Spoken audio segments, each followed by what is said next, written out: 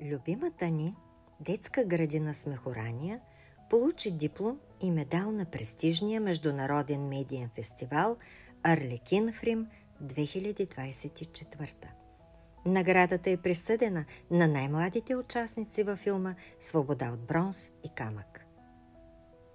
В престижното жури участваха доцент Юрий Дачев, един от най-добрите театрални критици, преподавател по театрознание и драматург.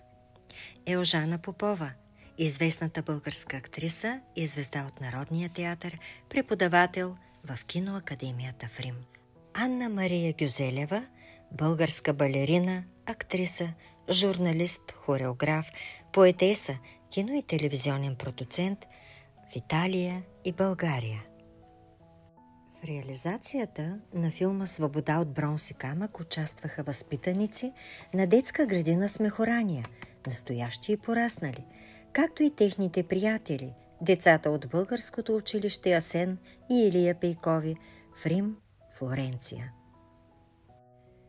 Снимки за филма направиха смехоранчетата с помощта на своите родители.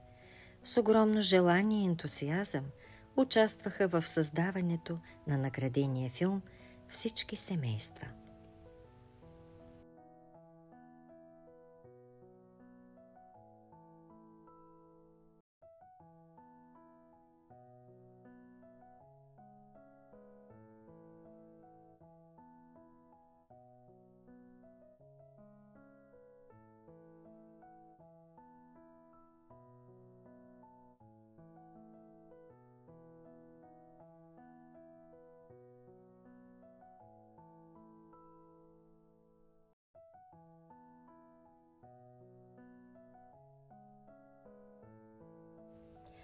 А ето и имената на малките актьори от Русе, прославили своя град на престижния международен фестивал Арлекин Рим 2024.